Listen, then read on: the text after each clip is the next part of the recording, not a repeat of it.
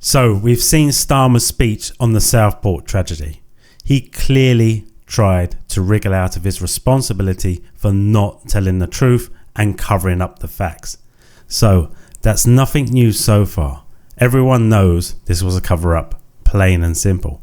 I was, however, quite alarmed by the language he used to avoid directly admitting that this tragedy should have very quickly been identified as a terrorist attack. It was like he was trying to say that this attack didn't meet the traditional criteria for what we would call a terrorist attack, and that was one of the reasons he tried to imply stopped him from calling it that.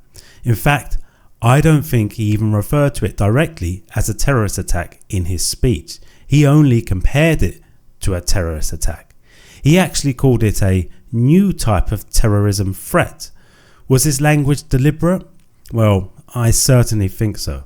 Starmer went on to say, Britain now faces a new and emerging threat, which requires us to adapt our laws to ensure these individuals are recognised as terrorists. But why? Literally, the whole country already recognised it was a terrorist attack. Our laws work perfectly fine if you actually use them correctly. It was only you and your dodgy government that wanted to hold back the truth for your own political game. Even the police disagreed. Detective Chief Inspector Jason Pye, the senior officer leading the investigation into the Southport attack, expressed that he would have preferred the incident to be classified as a terrorist attack. He noted that such a classification would have granted the police greater powers, including extending the time available to question a suspect from 72 hours to a week.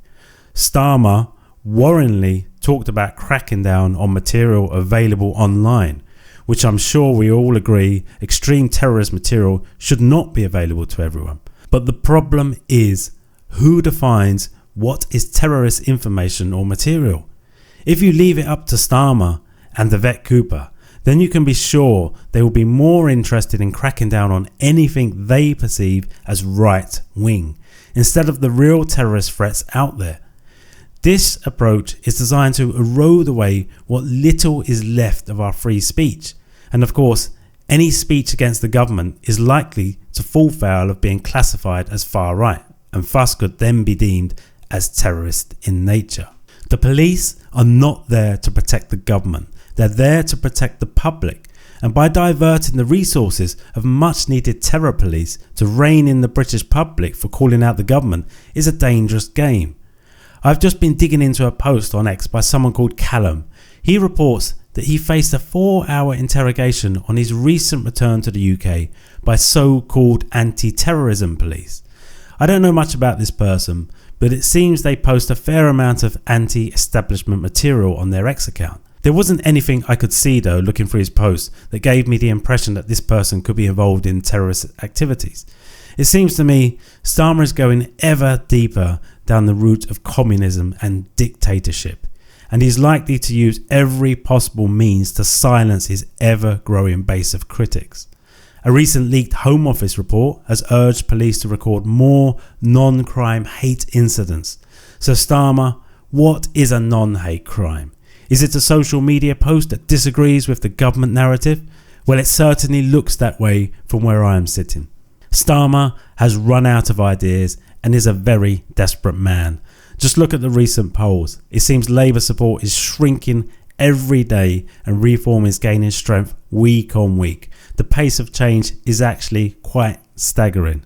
The discussions we should be having now are how and why is our government allowed to deceive and gaslight the public and use resources that we pay for to control and discipline us.